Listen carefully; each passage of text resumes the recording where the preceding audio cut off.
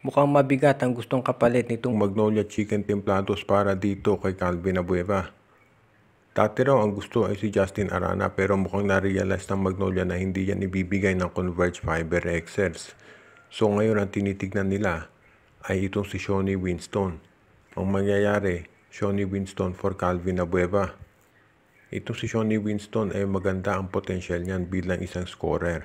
At hindi na ako magugulat kung bakit maraming teams ang magkaka-interest dito kahit sabihin pa natin na bumagsak yung kanyang performance o yung kanyang sabihin na natin na prospects dahil hindi masyadong naging consistent dito sa Converge. Pero maaga pa naman yung karera nitong si Shawnee Winston. At may mga games na nagpapakita ito ng lakas ng pag-scoring at depensa. Samantala naman si Abueva, okay na okay yan sa Converge dahil alam natin magiging at home siya doon dahil nandun si Mr. Pineda. At of course, alam din natin na yung laro ni Calvin Abueva bagay din sa sistema ni Coach Aldin Ayo.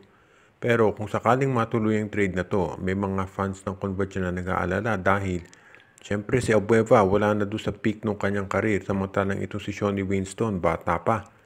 So pagpapalit ng Converge yung future guard nila para dito kay Abueva. Pero sa bandang huli, ang desisyon ay nasa management. Kaya tignan natin kung tatanggapin nila itong offer ng Magnolia na Calvin Abueva for Shawnee Winston.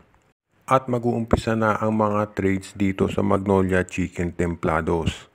Dahil natalo sila sa finals, natatandaan ninyo yung sinabi ni Governor Pardo, kapag hindi nag-champion ng Magnolia magkakaroon ng mga pagbabago dito. Ano kaya ang mga magbabago dyan? Well, una-una natin nakikita yung mga players na hindi nagagamit, iti-trade na.